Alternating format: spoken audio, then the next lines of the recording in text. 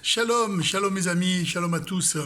Voilà, en fait, il y a un sujet que je voulais débattre, ça fait pas mal de temps, et qui me tient à cœur, c'est l'amitié. L'amitié, c'est quoi l'amitié? Alors là, vous allez éventuellement entendre la version Léon. Qu'est-ce que c'est l'amitié version Léon? Parce que vous savez, on emploie facilement le mot c'est mon ami, mais qu'est-ce que c'est l'amitié?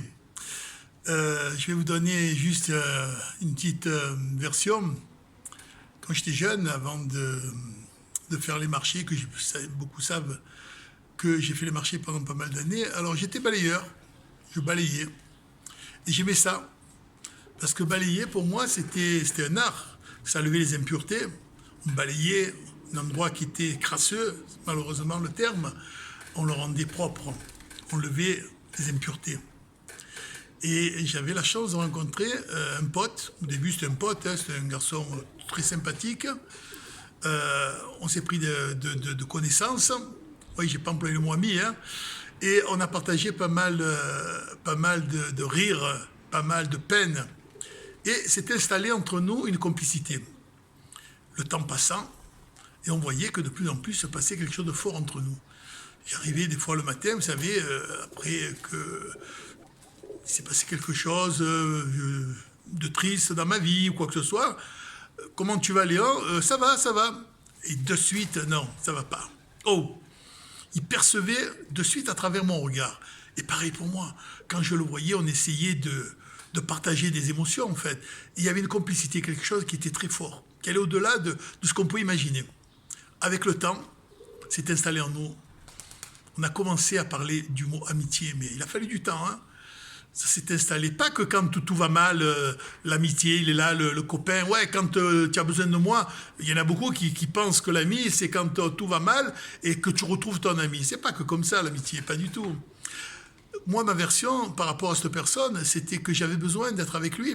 On balayait ensemble, on était balayeurs, vous vous rendez compte, et on était dans les endroits les plus bas. Et ça n'a pas empêché qu'on avait toujours le sourire, la joie, on a partagé des moments extraordinaires ensemble.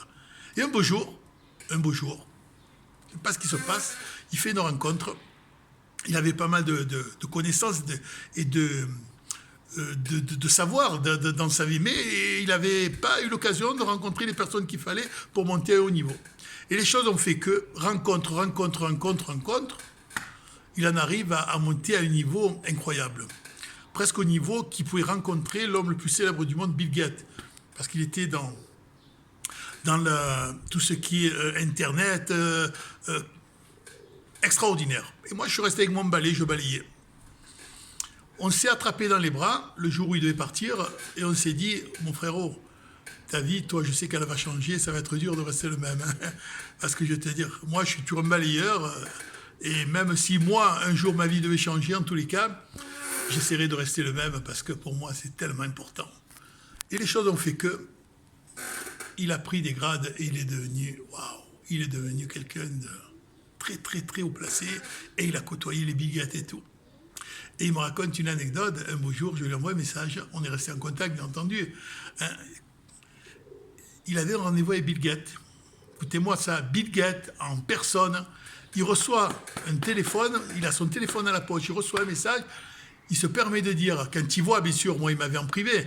Quand il voit que c'est moi qui lui envoie un message, c'est ce qu'il a fait. Il a dit à Bill Gates et sa compagnie, là, il a fait comprendre de dire, excusez-moi. Il a pris le téléphone. Il a écouté le message et il a répondu à mon message. Ça, c'est déjà une petite preuve. Petite. Le jour de mon anniversaire, il était à Los Angeles, là-bas. Carrément de l'autre côté. Il le savait que c'était mon anniversaire. Vous savez ce qu'il a fait?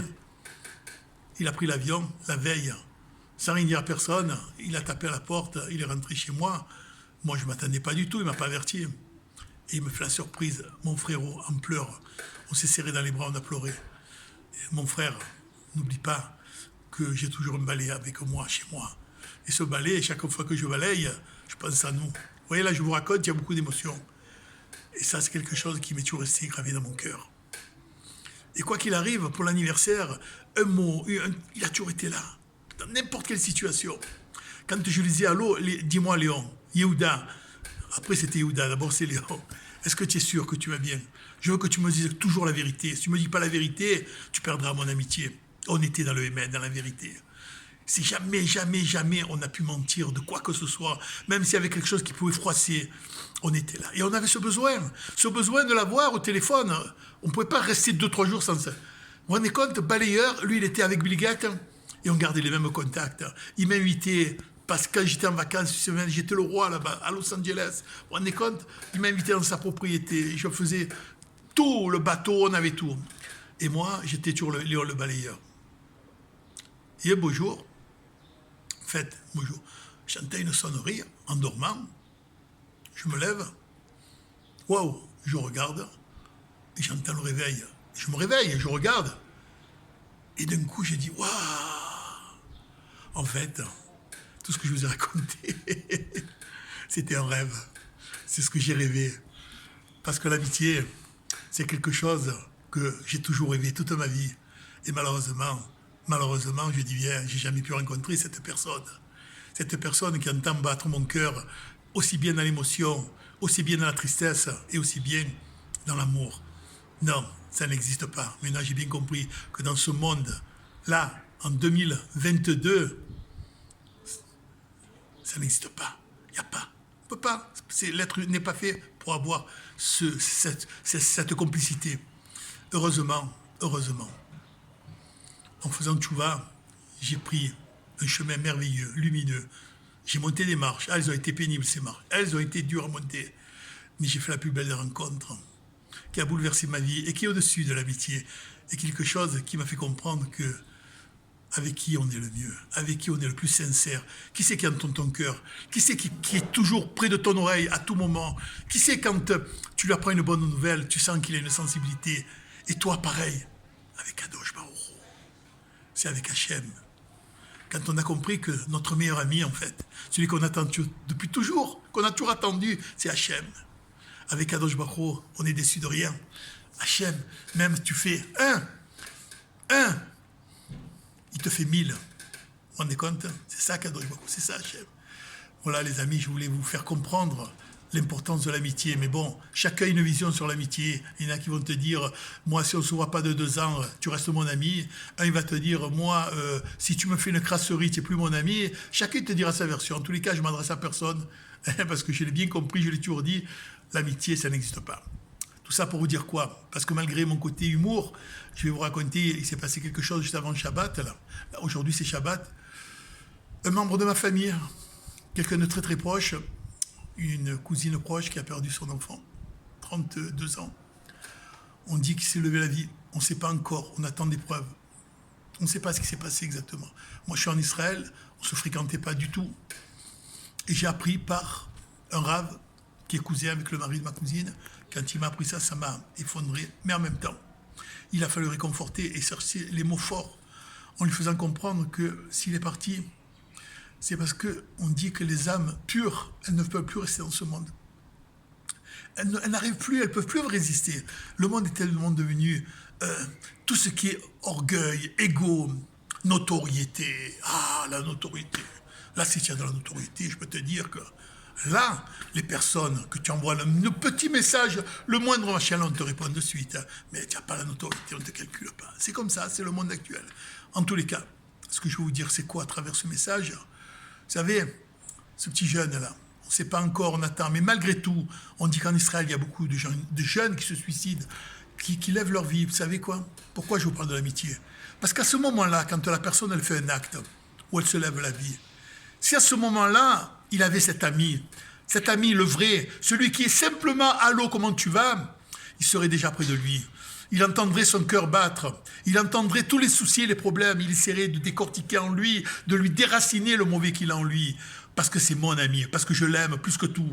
C'est comme ça qu'il faut voir la chose. C'est comme ça qu'il faut voir la chose. Malheureusement, il n'y a pas.